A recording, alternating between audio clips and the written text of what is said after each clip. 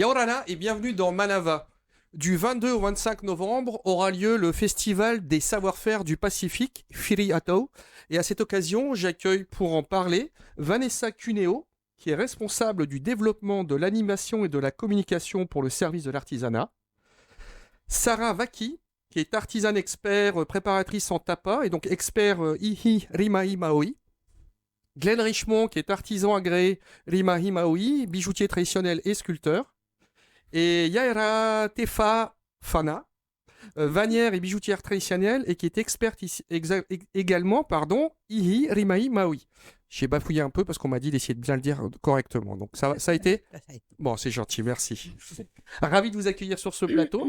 On va commencer, Vanessa, par toi. En quelques mots, tu nous parles du festival Firi Atau. Alors, ce festival, il aura lieu du 22 au 25 novembre au musée de Tahiti des Îles. Il rassemblera une soixantaine d'artisans, dont 10 artisans venus du Pacifique, 7 artisans des archipels et une trentaine d'artisans et 9 ihirima imaohi de Tahiti et Moorea. Sarah, ta spécialité, c'est le tapa. Tu nous en parles un petit peu? Le tapa?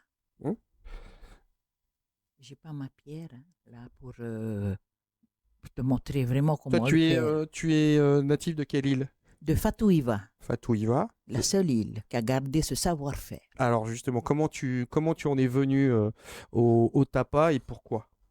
Alors au tapa, d'abord quand j'ai commencé à connaître cette étoffe, c'était quand on avait préparé un tiurei pour venir ici à Tahiti en 66. C'était hier. Voilà, c'était hier. Et d'où te vient ce savoir? Eh bien, toutes les mamans faisaient ça parce qu'elles avaient besoin, surtout les mamans, avaient besoin de ça parce que tous les mois, les femmes, elles ont besoin de ça pour elles, pour l'hygiène. Et elles préparaient ça. Jusqu'à ma mère, elle portait ça. Ce qui est intéressant, c'est que tu appelles ça une étoffe. Une étoffe. Parce que c'est travaillé de façon très fin, c'est travaillé, c'est tressé, tissé, ce genre de choses? Non, c'est juste battu. Hein. Cette écorce est battue. Et alors, on utilise toujours aujourd'hui alors l'écorce de bagnon qui donne une couleur marron que vous avez là sur le plateau. Le mûrier à papier qui donne un tapa blanc, très beau. L'arbre à pain. Un tapa beige. Et aujourd'hui, nous avons un autre arbre qui est l'EVA, c'est-à-dire le caoutchouc qu'on appelle communément, qui donne un beau tapa ocre, de toutes les couleurs ocre. Ce qui permet d'avoir un échantillon de couleurs naturelles bien différent. Et nous travaillons, bien sûr, les marquises, enfin, Fatouiva a travaillé. C'est une seule pièce, hein. Ce n'est pas collé. Alors, jusqu'à aujourd'hui, on n'a pas encore, je n'ai pas encore, j'ai dit que j'allais le faire, mais je ne l'ai pas encore fait, préparer les tapas comme nos anciens, c'est-à-dire qui collaient. Et on avait des tapas de 3 mètres sur 6 mètres. Ça va venir alors, tu vas t'y mettre bientôt, je le sens. Glenn, j'ai beaucoup à faire. Ah, j'imagine. Glenn, parle-nous un petit peu de ta spécialité également. Toi, tu es bijoutier et sculpteur. Alors, je suis spécialisé dans la gravure sur nacre et sur os. Et bon, c'est un savoir que j'ai acquis au centre des métiers d'art. Toi, tu viens de quelle île? Je suis originaire des Marquises et des Tuamotu. D'accord. Et ce savoir-faire de la sculpture vient de mon grand-père, du côté de ma maman qui est marquisienne. Et puis, ça s'est transmis de tonton jusqu'à moi. Puis c'est à partir de là que j'ai moi-même travaillé personnellement à la maison. Et puis voilà. Et ça, c'est un hobby ou maintenant c'est ton métier? Ah, c'est mon métier, ma passion. Et puis j'aime ça.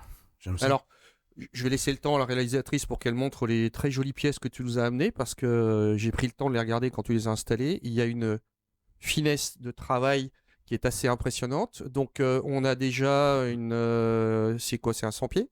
C'est un 100 pieds. En fait, en nacre, assemblé avec de l'os. Alors, très honnêtement, alors j'espère que vous avez le gros plan, c'est d'une finesse impressionnante. Et alors, particulièrement, l'autre pièce qui est à côté. La Donfa Cochère. Alors, celle-là, c'est ma première pièce travaillée sur ce genre de format. L'idée était justement de travailler du volume, du haut-relief. Parce qu'à la base, on nous a enseigné tout ce qui était du bas-relief, de la gravure. Mais personnellement, j'ai voulu justement m'aventurer dans ça et reproduire ce que je vois dans mon quotidien, dans l'océan. Je suis beaucoup rattaché à la mer, en fait. Parce que tu m'as montré en détail. Donc, de mémoire, il y a Il y a tortue. une pieuvre, Il y a une une pieuvre, il y a une tortue, tortue. un pahoua, Voilà. un bénitier, un crabe. Après, Ouais, il une est assez sorte, impressionnant. oui, marrou. Une sorte de requin alien aussi qui se trouve juste devant la pièce. Ouais, c'est ce que j'ai appelé le requin imaginé tout à l'heure. Voilà. Ouais, il est assez intéressant. Yaira, de ton côté, toi, tu es vannière et bijoutière. Et comment tu en es venue à cette spécialité? Alors, j'essaie d'ouvrir un petit peu ma création autour de la bijouterie traditionnelle. Mais sinon, j'ai toujours commencé par le tressage des sacs. Je suis plutôt spécialisée au niveau des sacs à main, des bandoulières, des pochettes. Et cette année, j'ai envie d'ouvrir, d'élargir un petit peu, mais en rajoutant, toujours en restant sur le tressage, des colliers avec du tressage pendentif et mélangé avec des coquillages. Ça veut dire que tu développes ton savoir-faire, tu as appris de nouvelles choses ou tu vas essayer de nouvelles choses? J'ai déjà appris à faire de la bijouterie en coquillage, mais jamais avec du tressage. Donc là, je marie le tressage avec le coquillage. Voilà, mon savoir-faire vient de ma mère. Et d'ailleurs, j'admire cette femme. T'as raison, il faut C'est toujours grâce admirer ça. c'est grâce à elle, depuis le décès de mon papa, elle nous a fait envoyer à traiter 8 enfants, comme ça, à l'aventure. Et bien sûr, il faut se nourrir. Hein, donc, elle nous a appris à tresser des paniers marchés. Et on allait vendre nos paniers marchés et on a grandi avec ça. Voilà. Donc il y a un savoir-faire qui était Ouais. nécessaire, Et et nécessaire. culturel et traditionnel. Exactement. Vanessa, en préparant l'émission, j'ai vu que le festival s'appelait Firiato et qu'il avait un rapport direct avec la période Matari Ihinia. Tu nous en parles? Alors, oui, bien sûr, l'événement a effectivement lieu en pleine saison de l'abondance, mais on a choisi d'intituler ce festival Firiato pour tisser des liens entre les époques, mais aussi entre les artisans.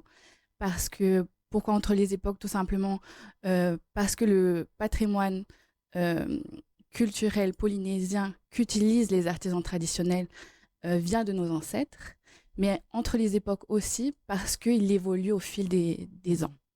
Et entre les artisans eux-mêmes, notamment ceux qui viennent du Pacifique et ceux qui sont de chez nous, pour tisser des liens par rapport au partage de pratiques, de savoir-faire, et pourquoi pas un jour que nos artisans se rendent également dans ces pays du Pacifique pour partager encore plus loin leur savoir-faire. Oui, on va dire que on est tous cousins, quoi. Le bassin du Pacifique, C'est ça. voilà, c'est une grande famille.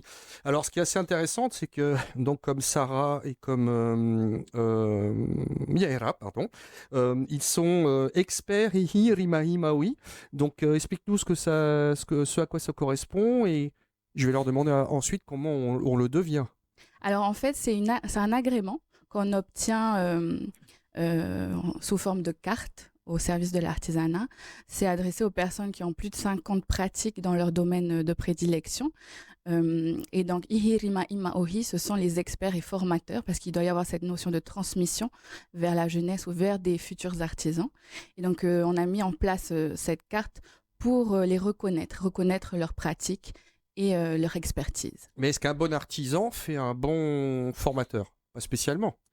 Ben, c'est pour ça que cette carte, quand un artisan fait cette demande, elle passe en commission et en fait, tous ensemble, ou du moins avec des représentants du secteur de chaque univers ou métier, ils décident au travers de photos et aussi cette volonté que l'artisan a de former et cette expérience de formation, s'ils attribuent cet agrément ou pas. Alors pourquoi on devient expert? Est-ce qu'on a envie justement de partager son savoir? Est-ce que c'est le plaisir d'être avec les autres et de voir apprendre les autres? D'abord, c'est d'abord se former soi-même, hein, d'apprendre avec tous nos anciens. Ça, je l'ai fait avec tous nos anciens. c'est-à-dire de A à Z. Mm. Choisir l'écorce qu'il faut, à quel moment de l'année, à quel moment du mois, à quel moment il faut le couper, tout ça. Ça, il faut le savoir. Donc, il faut vivre en Et osmose avec la ensuite, nature et la tout comprendre. à fait, tout à fait. Et ensuite, le préparer. D'abord, c'est tout un travail et toute une connaissance qu'il faut avoir. Et connaître toutes ces écorces, leurs noms, tout. Même les noms sauvages que je dis, les Oui, noms parce qu'elles peuvent latins. peut-être avoir des noms différents. Ça peut être la même écorce avec 2-3 noms Tout à différents fait. et pouvoir les situer oui. géographiquement. Oui. Où ça se Ok. trouve, d'où ils viennent, tout ça. Et les préparer, montrer aux jeunes, aux enfants. Ça, on le fait. Est-ce que vous avez Et pris des cours pour apprendre aux gens? Parce qu'on peut savoir très bien faire et pas savoir expliquer. Est-ce que vous avez pris des cours pour devenir formateur et pouvoir transmettre votre savoir? Non, C'est naturel. c'est naturel. Voilà, tout à fait. Oui. Pour toi aussi?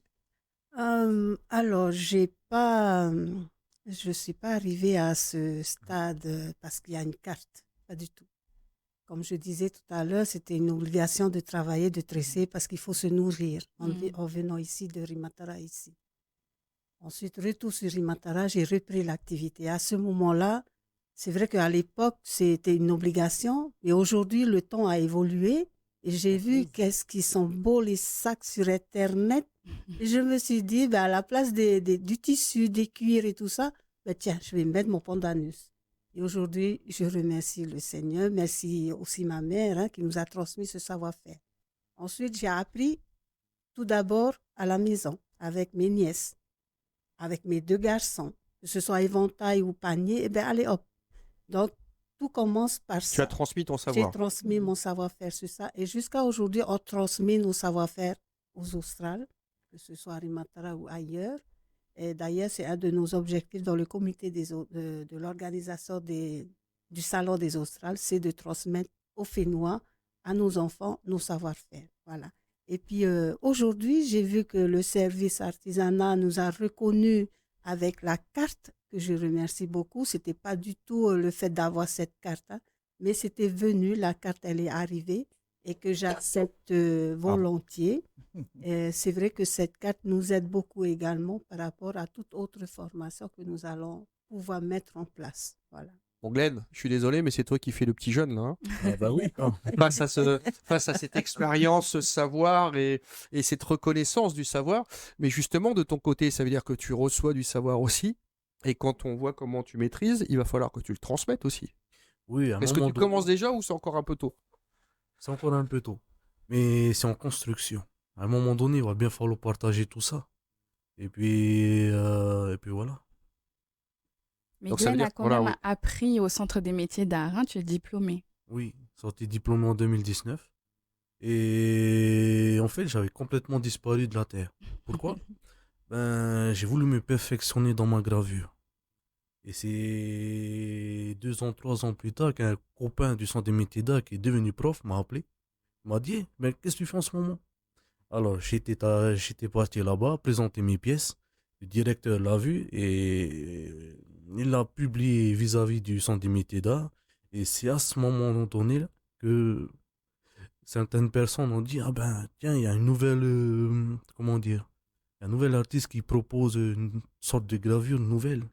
Mm. Et puis, bon, il y a eu des folklores derrière tout ça. Hein. Bon, je laisse C'est bien, aller. ça veut dire que la génération suivante est déjà en place. Oui, C'est il une y a bonne une chose. relève, Oui. exactement. Ce festival, il est destiné à qui? Il est destiné à tout le monde, aux enfants, aux Oui. scolaires, aux adultes, à tout le monde, parce qu'on a mis en place vraiment un programme très riche au travers de démonstrations, de pratiques. Donc, il y aura par exemple la préparation du peore, du reva reva, du tapa, bien sûr. Il y aura également des ateliers payants une vingtaine d'ateliers payants qui seront mis en place sur les 4 jours du festival. Il suffit juste de s'inscrire sur www.artisanat.pf. Il y aura également des tables rondes sur des thématiques En train de me issues faire de toutes les questions, l'artisanat. c'est bien, elle est en train de Voilà. faire tout dérouler. Vas-y, Vanessa, Me laisse continue. parler, je parle. Continue, vas-y. Oui. Donc ces tables rondes elles seront sur des thématiques issues de l'artisanat. On aura par exemple une table ronde sur le tifeifei, sur le tapa dans le Pacifique, sur la vannerie également. Après, il y aura des projections qu'on aura en partenariat avec le FIFO. Ouais. Donc un beau programme, une belle programmation de projections, toujours sur les thématiques de l'artisanat. Il y aura bien sûr des rencontres entre spécialistes par domaine, donc tapa. Alors là, c'était précisé qu'elle sculpture. était à huis clos. Oui, C'est-à-dire c'était à que huis vous clos. allez discuter entre spécialistes Exact. avec les spécialistes d'autres pays. C'est ça, les artisans du Pacifique et nos artisans Ihirima Maohi, nos experts et les invités des archipels. Donc c'est très important ces temps d'échange parce qu'il faut qu'ils se rassemblent pour parler de leurs pratiques. Il y aura aussi ces ateliers, il y aura ces tables rondes et des démonstrations. Oui, j'ai vu Tout le ça très programme beau. est très très fourni. Oui. Moi, j'ai une petite question sur votre transmission du savoir parce que s'il il est oral souvent, mais est-ce que maintenant, puisqu'on a perdu pas mal de savoirs qui étaient transmis oralement et que parfois on ne retrouve plus les traces et ainsi de suite, est-ce que maintenant, la nouvelle génération ou votre génération, vous écrivez les choses? Il y a beaucoup de choses écrites, beaucoup, sur le tapa. Mm. Mais est-ce que toi, par exemple, ton savoir, tu le mets par écrit pour pouvoir et à la fois en parler, donc le transmettre directement, par exemple, à tes petits-enfants ou des gens que tu formes, mais aussi pour laisser une trace écrite pour que ça puisse perdurer dans le temps? En principe, à l'académie, on va le faire. Approche-toi un peu de ton micro si tu veux Oui. bien. Alors, à l'académie marquisienne, on va le faire. On a déjà fait sur le tapa parfumé, qui s'appelle le Aeu Pipi. Ça, on l'a fait, mais on ne l'a pas encore mis en livre. Parce qu'il y a aussi, ça va parler au jeune homme qui est en face de nous, mais il y a aussi le support numérique. C'est-à-dire que maintenant, vous pouvez filmer, montrer, et ce genre de choses, que c'est important, même c'est primordial Le de tapa, garder. je pense que le tapa est filmé dans toutes les coutures, je crois. Il y a eu beaucoup Tant mieux. sur le tapa. Et de ton côté, est-ce que tu te dis parfois, tiens, je vais écrire, j'allais dire des recettes, non, mais des techniques, Oui. des techniques, comment je choisis, comment je le travaille, ou c'est toujours par oral? C'est en cours d'écrire un livre. Très bien. Pourquoi? Parce que j'ai participé à un workshop au mois de mars avec du personnel de Quai Branly. Donc, j'ai appris beaucoup là-bas. C'est Branly qui est amusé à Paris sur les arts premiers. Voilà, c'est Oui. ça. Et depuis, j'ai cette conviction-là de mettre tout mon savoir-faire par écrit. Et aussi parce que la femme qui m'a transmis son savoir-faire, je vais écrire également son histoire. Parce que si je m'en vais, personne de la famille va le faire. Donc, je me suis dit, il faut que je me lance. Et heureusement qu'il y avait eu une écrivaine qui est passée me voir au Salon des Australes. Elle avait parlé du hei, la couronne de tête. Et elle m'avait interviewé, elle m'a offert un livre. Et c'est par là, elle m'a boosté aussi. Parce que c'est beaucoup de travail. Hein. Oui. C'est beaucoup Oui. de travail, voilà. Elle m'a juste Beaucoup. dit, va à un coin, sois toute seule, mais vraiment calme. Et tu commences à écrire tout ce qui te passe à la tête. Voilà. Est-ce Donc, que- c'est en cours. Est-ce que de votre côté, justement, vous incitez les artisans, au-delà de l'oral, à laisser la trace écrite, numérique, enregistrée, justement pour pouvoir vous appuyer sur leur savoir pour les prochaines formations, ce genre de choses? Alors, je sais qu'il y a eu des supports numériques qui ont Oui. été réalisés Oui. pour les matières premières. Je pense à la fibre de coco, au tapa, mais il y a très longtemps. Aujourd'hui, le service de l'artisanat a mis en place également des portraits qui sont axés sur les pratiques et l'artisan lui-même. On essaye de développer beaucoup plus la partie numérique que l'écrit, c'est vrai. Parce que nos archives sont importantes, elles sont Oui, bien primordiales, Mm. pour qu'on puisse continuer à proposer des objets de telle qualité, et justement, comme tu parlais des différentes essences de bois, ce genre de choses, il ne faut pas qu'on perde tout ça, bien au contraire. Toi, de ton côté, est-ce que ça te semble plus naturel, puisque, sans vous faire offense, il y a une différence de génération, on est d'accord, hein. Est-ce que pour toi, c'est normal? Ben, Pas encore malgré mon jeune âge, je prévois déjà pour le futur. Oui, mais il faut. Oui, ben oui. Bon, ben, même personnellement, je commence à prendre des notes, prendre des photos, faire mon book. Et franchement, j'espère pour la génération suivante que ça va perdurer, ainsi de suite. Mhm. Que rien ne va se perdre. Parce qu'on a un patrimoine très riche, une culture très forte dans le Pacifique. Et c'est vraiment de pouvoir enrichir tout ça et continuer avec tout ça. Au sein du festival, il va y avoir des invités donc internationaux. Donc de mémoire, il doit y avoir Hawaï, il doit y avoir Fidji, Nouvelle-Zélande, Nouvelle-Zélande, Fidji. Wallis et Futuna. Voilà. Est-ce que vous allez essayer de vous inspirer de leur savoir ou eux vont s'inspirer de votre savoir? Oui. Comment est-ce qu'on réussit à... Non, c'est facile. Ben, l'idée, c'est de partager. Oui, Ouais, c'est ça. Partager et puis on va s'enrichir de l'autre et Mhm. vis-à-vis de l'autre à nous. Est-ce que eux ont une approche différente en termes de technique sur vos domaines respectifs? Est-ce qu'ils travaillent peut-être donc tu m'as dit que c'était une dent de facochère, Oui, par mais, exemple. Est-ce qu'ils peuvent travailler ça mais différemment de toi? ben, ils ont une culture qui se rapproche vraiment de nous et ils ont leur façon de travailler. On pourrait très bien travailler comme eux et eux comme nous. Mhm. Et donc, ben, à partir de là, on envisage de pouvoir faire évoluer les choses. Tu peux très bien te dire, t'inspirer en disant ah oui mais cette technique là elle est pas mal, ça me permettra de faire peut-être autre chose. C'est ça, c'est ça. Et dans votre savoir-faire, mesdames, ah je savais, je te voyais du coin de l'œil. Vas-y. Alors, moi, c'est à peu près les mêmes. Hein. J'ai vu un petit peu des documentaires sur Fidji. J'ai vu à peu près leur tressage. C'est vraiment similaire par rapport à nous, aux Australes. Par contre, là, nous, on va plutôt aller sur la finesse des brins de Pandanus parce qu'au Marshall Island, c'est pas Fidji, hein, c'est une autre île. Là, c'est vraiment du fin, je pense que c'est 1 millimètre. Hein. Nous, on n'est pas encore arrivé à 1 millimètre, Mhm. on est Ils y arrivent à comment? 2-3 millimètres. Ils y arrivent comment? Ben, en tressant. C'est pas du tissage, hein, c'est du tressage. Mhm. Mais là, c'est de 1 millimètre. Ça, Donc, c'est grand. tu vas essayer de rencontrer des artisans et voir comment ils font et peut-être t'en inspirer. Oui, alors déjà sur les 2 millimètres, quand on est sur ce tressage-là à 2 millimètres, ça apaise. Et au fait, il y a un côté thérapie hein, dans le tressage Oui. que personne ne le sait encore. C'est que quand tu t'y mets, tu tresses tranquille et là, ça apaise complètement. Ouais, Là, ton je suis arrivée à esprit 2. s'apaise Oui. et tu peux penser à des choses tranquilles ou Oui, alors voilà. ne pas Tranquille. penser. Tu penses que à toi et ton tressage et puis après, ça y va. Et c'est la paix, voilà. C'est un plaisir après de tresser. Mais eux, j'aimerais bien savoir à 1 millimètre comment elle est la personne qui a tressé un tressage à 1 millimètre de brin de pandanus. Bon, faudra Je que sais tu pas s'ils reviennes. prennent du Faudra que tu pandanus. reviennes pour nous expliquer ça. Sarah, comment est-ce que tu vois l'avenir de l'artisanat en Polynésie? Comment est-ce que tu vois l'évolution de l'artisanat en gardant le traditionnel, mais en y amenant, comme des jeunes gens comme Glenn, qui lui ramènent aussi son savoir ou sa Alors, technique? la dernière fois où j'ai eu contact avec ceux de Fidji, Approche-toi un peu, Sarah. surtout si tu cette veux bien. Ouais. dame de Fidji qui nous a apporté la matière première. Et c'était bien la première fois qu'on travaillait comme ça, sur le tapas. Et il ne fallait pas travailler. Alors moi, je suis arrivée avec ma pierre, c'est-à-dire mon kiva et mon ike. Et non, c'était vraiment une autre façon de faire. Il fallait travailler sur le bois, sur le tutua. Et là, j'ai dit, c'est comme ça que nos anciens faisaient leur tapa, le ahu et nata.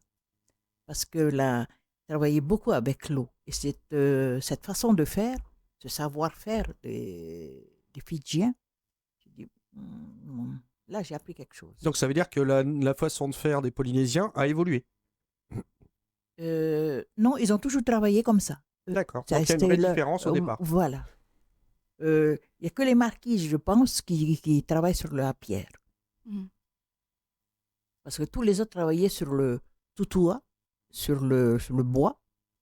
C'est pour ça que beaucoup, dans tout le Pacifique, il y a eu, ils ne retrouvent plus. Alors, ils cherchent sur quoi ils ont travaillé, ils ne savent plus sur quoi. Donc le fameux, Le c'est ce bois. qu'on disait tout à l'heure, de bien penser à tout noter pour qu'on puisse Voilà. avoir des traces. Alors que nous, on a gardé nos pierres.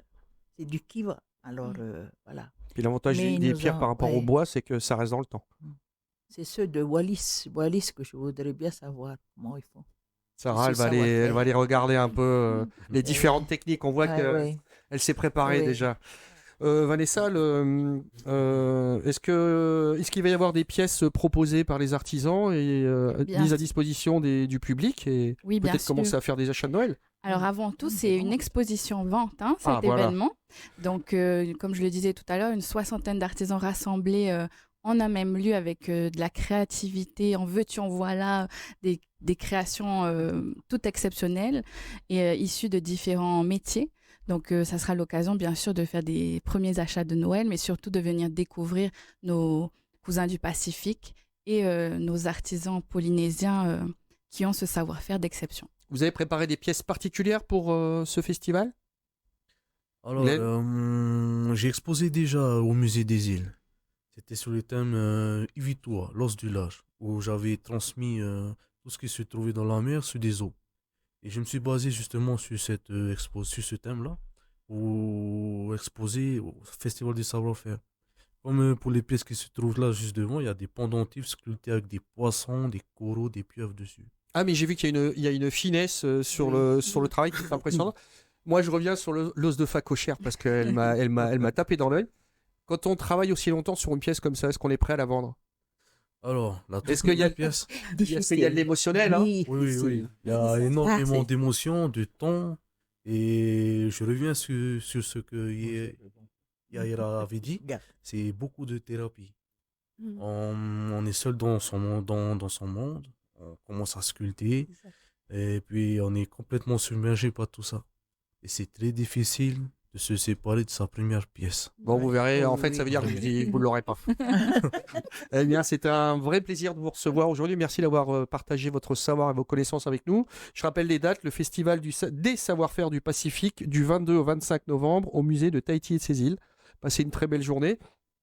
Cette émission sera en replay sur le site de TNTV, et je vous souhaite une bonne fin de journée sur TNTV.